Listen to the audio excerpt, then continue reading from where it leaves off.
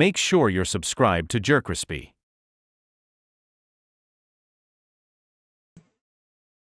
Anyways, what's up, y'all? Chose the most decimals. Crispy, we're back in that video. The unbelievable rise of Drake Maye. Drake Maye. Win the Super Bowl. Have all the doubts that people say you might not win this. Beat the Seahawks. For me. Beat the Seahawks for me. I'm asking Drake Maye. Stephon Diggs. The Henderson dude. Even the defense dude. All the defense. All the fellow Patriots defense. I'm a Saints fan. But win this game. Because I got y'all winning. I don't want the Seahawks to win. I'm just keeping it real. I don't want the Seahawks to win. Y'all is a young team. Like, y'all deserve this. But make sure you like, comment, subscribe. We're on the road to 500. And let's see what's going on with the unbelievable rise of Drake Maye.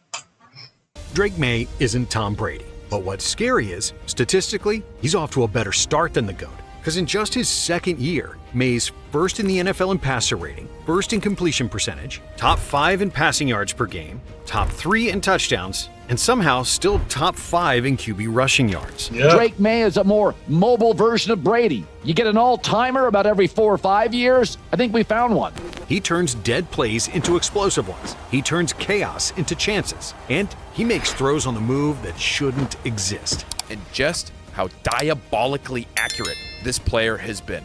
Because I don't feel like we've given him actually enough justice in terms of just how effective he's been putting the football wherever he wants. From leading the NFL in completion percentage to becoming an MVP candidate in his second season at just 23 years old and leading the Patriots somewhere they haven't been since Tom Brady. This is the story of Drake Maye. Yeah. Here we go.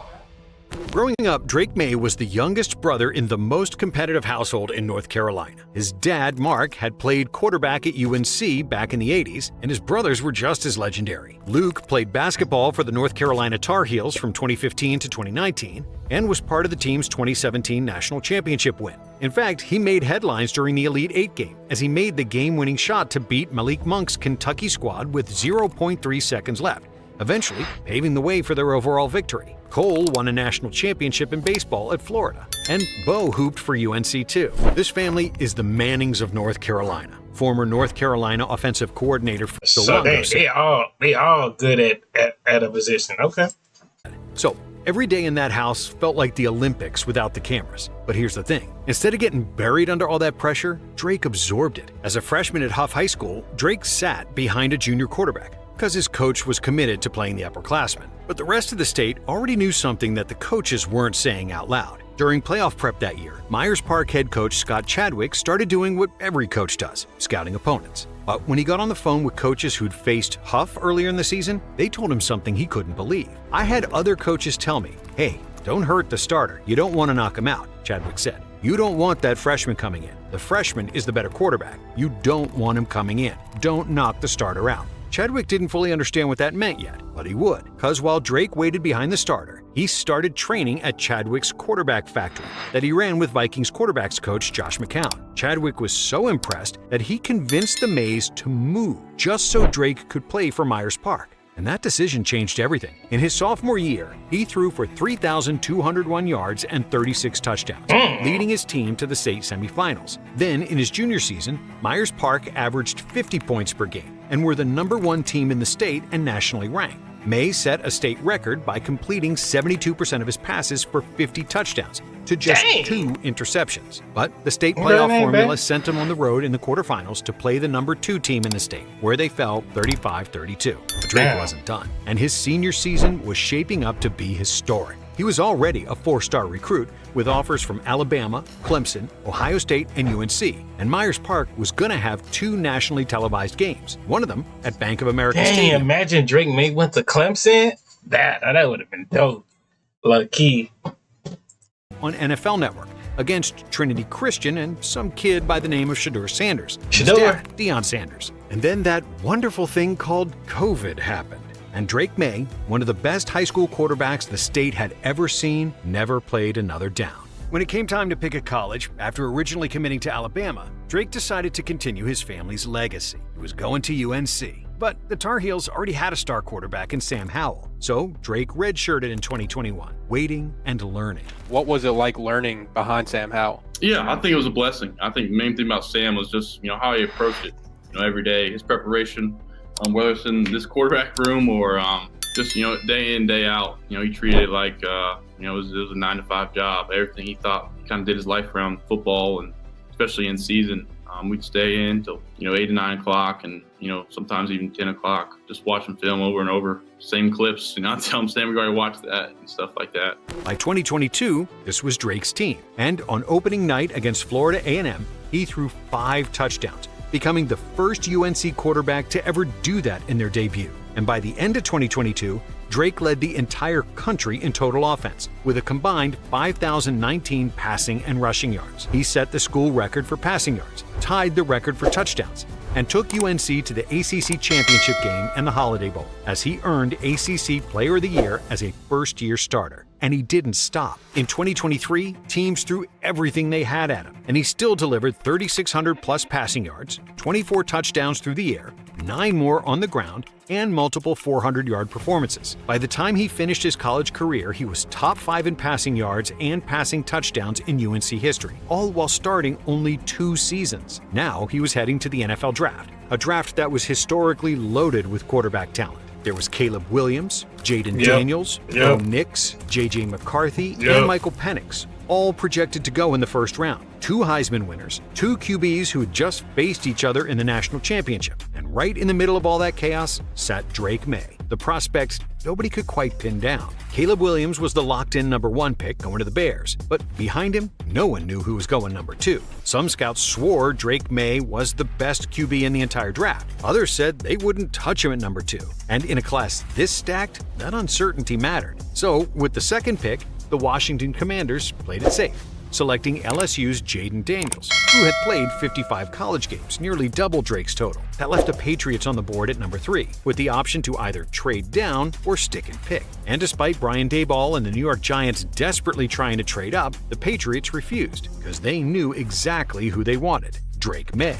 We had like a 20-minute interview with Robert Kraft in July, and he kept saying, I have my guy.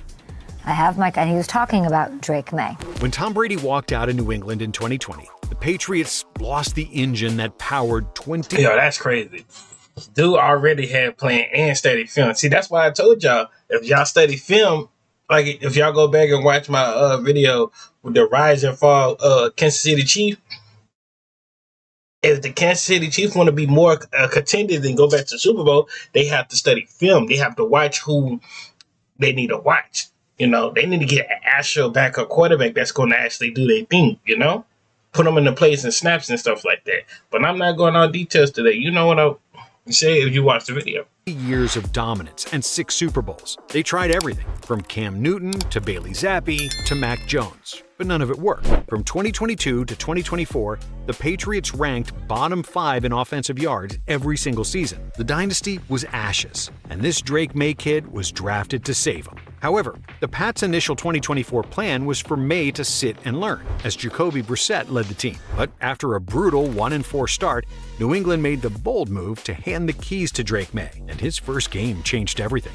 Houston, on the road, against a tough defense. No one would have blamed him for looking overwhelmed. Instead, he came out firing. Maye threw 3 touchdowns, more TDs than Brissett had thrown in 5 games combined, 243 yards and 38 rushing yards, more than anyone else on the team. In fact, he became the first quarterback since at least 1950 to throw 3 touchdowns and lead his team in rushing in his first start. Week after week, the flashes became harder to ignore. He threw off-platform lasers. He slid through collapsing pockets. He diagnosed blitzes that were designed for rookies to fail. But in Week 8, Drake Maye suffered a concussion, one that scared every Patriots fan. However, when he returned weeks later, nothing about his confidence looked shaken. While the Patriots finished 4-13, the film told a different story. Drake Maye threw for 2,276 yards, 15 touchdowns, and 10 interceptions. But here's the wild part. His first 10 touchdown passes went to 10 different receivers. By season's end, Maye had gone from backup to spark plug to Pro Bowl selection as Josh Allen's replacement. As a rookie, in the Pro Bowl, on a 4-win team. That doesn't happen unless the league sees something far bigger than the record. The numbers were good.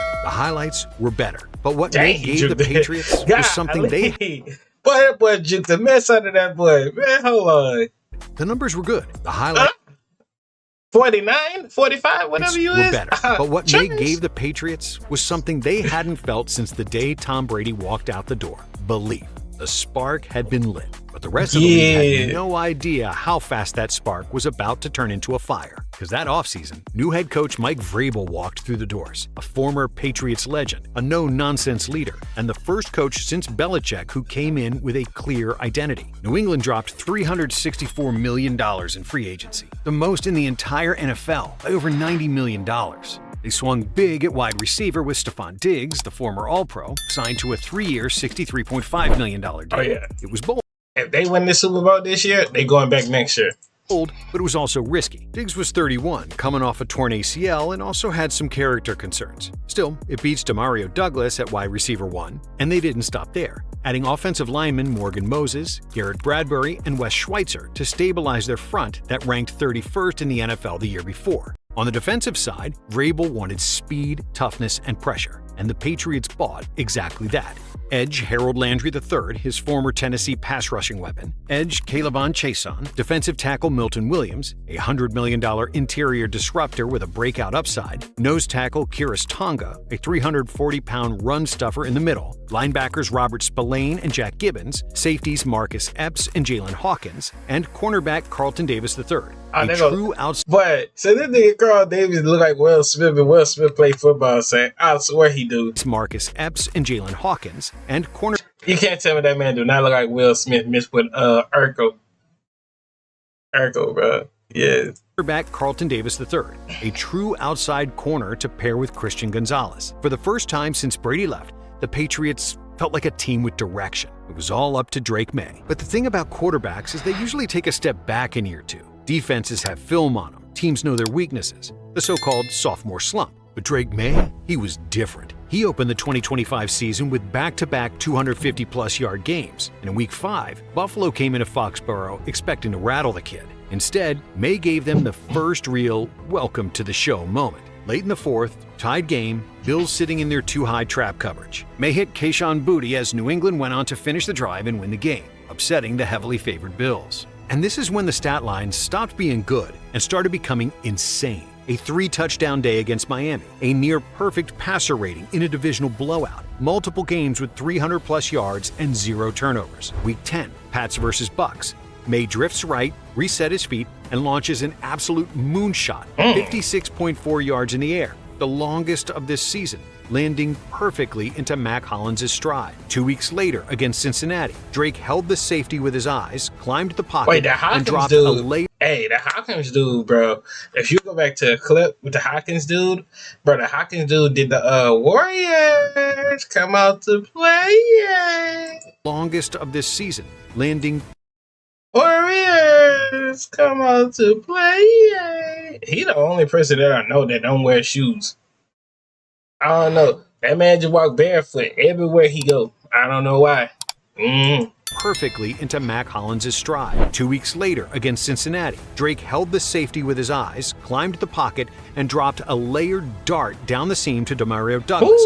A throw with just a 32.8% completion probability, but perfect timing, perfect velocity, and perfect placement. By the time the Patriots finally reached their bye week, they were no longer just a fun story, because New England was 11-2 and winners of 10 straight.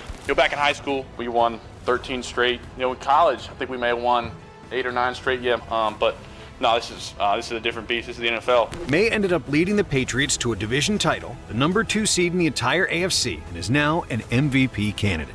The MVP award is currently a close 2-man race between Drake Maye and Matthew Stafford, 2 players separated by 14 years, nearly 50,000 career passing yards and completely different expectations. But if the MVP is truly about who means the most to their team, the answer isn't complicated. It's the kid in New England. From the expectations of what you started with and what he has around him to what he's done, I think he has raised the level of those guys around him. However, the playoffs have a way of stripping teams down to who they really are. No tricks, no shortcuts, no style points. And for a Patriots team that had the second easiest schedule since league realignment. No, I remember they was trying to hit them with, they're like, yeah, they got all the rigs and stuff, blah, blah, blah, blah, blah, and this and that. Nah, bro. Patriots just improving as a program, bro. But in general, I feel like the Patriots might be back, like low-key. In 2002, playing only 3 regular season games against opponents that finished with winning records, people thought Drake Maye was going to get exposed, especially when it was revealed that they would be facing the league's top-ranked defense in the divisional round, the Houston Texans. Yeah, Snow the Texans fell at got Gillette Stadium, exposed. and from the opening snap, it felt like one of those games where nothing was going to come easy. Maye took hits. He got sacked 5 times. He lost 2 fumbles. And yet, New England never panicked, because while the offense fought the elements, the defense made a statement. 4 interceptions, 5 takeaways, a pick 6 that flipped the stadium on its head. And as the game rolled on, Drake Maye found his zone. He finished with 3 touchdown passes and 1 interception. It didn't matter because it was a last-second Hail Mary. And by the final whistle, as New England advanced to the AFC Championship game for the first time since the Brady era, the takeaway wasn't about stats. It was about growth. Because Maye proved something every great quarterback has to learn at some point. You don't win in January by being spectacular. You win by being unbreakable. Now, the stage gets bigger. A trip to Denver, on the road, with a Super Bowl on the line. However, the Patriots find themselves heavily favored, following news that Broncos QB Bo Nix suffered a season-ending injury prior to the championship game, meaning the world may get to see Maye in the Super Bowl. And now, everybody's asking the same question. How good is Drake Maye, actually? Since Drake's first start in 2024, nobody in the league has more rushing yards on scrambles in regular season games than him. But here's the twist most people miss. The athleticism isn't what breaks teams. The league is full of athletes who can move. Everybody can improvise now. It's just the modern game. But what makes Drake Maye terrifying, the trait that separates him from everyone else, is his accuracy. Each player kind of like has their own subtle nonverbal tells, and Drake's such a smart guy, he understands all these things. So he's able to put it in the right spot for every type of pass catcher, whether it's a larger tight end or it's like Pop Douglas, a very explosive, twitched up receiver. This season, he led the NFL in completion percentage by completing 72% of his passes. And he did it behind an offense where 6 different players have led the team in receiving yards in a game. He has an uncanny ability to see the coverage post-snap, New England quarterbacks coach Ashton Grant said. Maye was the first QB since Patrick Mahomes in 2018 to generate a plus 200 EPA on his passes, finishing with plus 203.1. He led the NFL with 112 downfield completions and 99 completions under pressure. As a result, Maye's 72% completion rate was plus 9.1% over expected, the highest mark by any QB in the next-gen stats era. And the craziest part is that everything we've seen so far might not even be the real show yet. Because if he's already in the race for MVP in year 2 at just 23 years old, how much better could he still become? Because if he keeps climbing at this pace, the rest of the league has a real problem. Because he's not the next Tom Brady. He's the first Drake Maye. If you enjoyed this video, Man, I hope y'all enjoyed this video. Make sure you like, comment, subscribe, follow our social media, pop on the screen. We're on the road to 500, and I'm out.